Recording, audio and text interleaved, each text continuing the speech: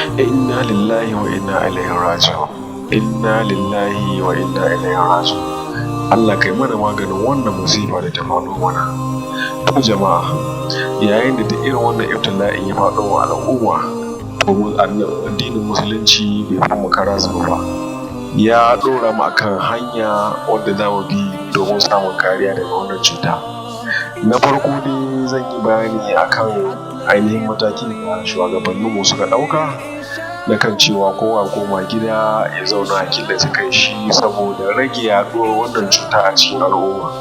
Hakika wannan mataki da aka ɗauka babu laifi, saboda ina mai tabbatar muku wanda ya kamu da wannan cuta in har ya shiga al'umma tsawon awa 24, to akwai yiwuwar mutum 500 za su kamu da ita, ma'ana zai yaɗa musu ita. Misali, idan mutum guda ya kamu da cutar ba ta bayyana a gane yana da ita, ko kuma waɗansu alamomi da take nunawa sai bayan ta yi sati 2 a jikin mutum, sannan za ta fara nuna alamomin akwai ta a jikin shi. To kafin a kai nan, kwana na ɗaya da ya kamu da ita shi kanshi bai sani ba, to ta yiwuwa in ya fita yana mu'amala da mutane a wannan ranar zai iya mu'amala da mutum aƙalla 20 ko sama da haka. Idan ya je gaisa da mutum 20, kowanne mutum 20 ɗin na wanda ya gaisa da su da yiwuwar ya kamu da wannan cuta. To jama'a, wannan 20 ɗin da suka gaisa da shi, su ma za su je su yi hulɗa da waɗansu mutane can daban. Aƙalla kowanne 20 ɗin nan zai je shi ma ya yi hulɗa da mutum 20 ko sama da haka. To kaga 20 sun je sun yaɗa ma 20. To kafin awa 24 da yiwuwar mutum 500 za su iya kama a cikin wannan circulation. Saboda haka shi yasa gwamnati ta ɗauki matakin taƙaita zirga-zirga, saboda in zirga-zirgar ta yi yawa, mu'amala za ta yi yawa, kuma cutar za ta yi yawo da yawa a cikin mutane. Saboda haka a yayin da ta yi wannan yawar da yiwuwa kafin sati 2 mutum 10,000 za su iya kamuwa da wannan cutar. To idan ta kai mutum 10,000, ya kuke ganin za ta kasance cikin al'umma?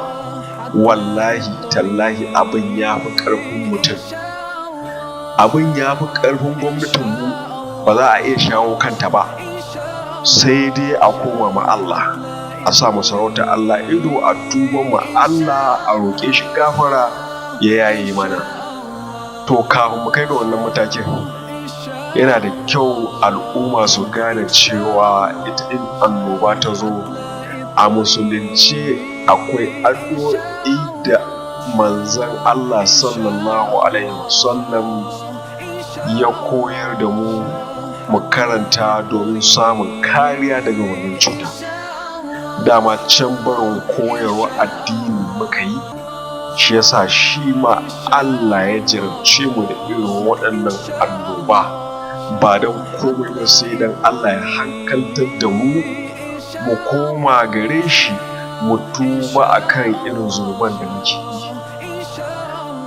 Wannan irin annobar tana wa'azantar da masu imani ne, wanda ba su da imani su wanda sun halaka, to su fa kowace irin annoba a turo musu, to ƙara halakar ma za su yi.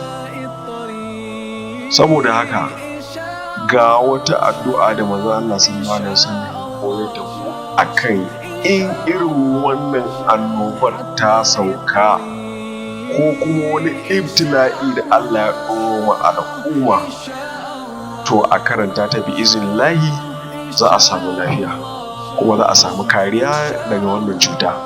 Saboda haka ku biyo ni a hankali mu karanta addu'ar domin mu gane ta kuma mu haddace ta, mu rinƙa yi safe da rana da yamma, kuma mu koya ma iyalanmu su ma su rinƙa yi. Bi iznillahi annoban nan za ta zo ta wuce ba tare da ta shafe ka ko ta shafi iyalinka ba. Saboda haka za mu karanta bismillahir rahmanir rahim. Allahumma inni a'udhu bika minal barasi wal jununi والجدام وسيء الأسقام. wannan ita ce addu'a. Zan ƙara biyawa sai a biyo ni mu je. Allahumma inni a'udhu bika minal barasi wal jununi wal judami wa sayyi'il asqam. Idan na yi sauri to zan karanta a hankali yadda za a fi samun sauƙin fahimtata. Allahumma inni a'udhu bika minal barasi wal jununi والجدام وسيء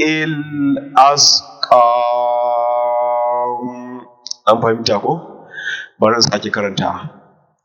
Allahumma inni a'udhu bika minal barasi wal jununi wal judami wasayyi'il asqam. To, da fatan Allah ya ba mu lafiya, Allah ya yi mana wannan annoba da ya ɗoro mana, kuma Allah ya ba mu ikon cin jarabawa. Wassalamu alaikum wa rahmatullahi ta'ala wa barakatuh.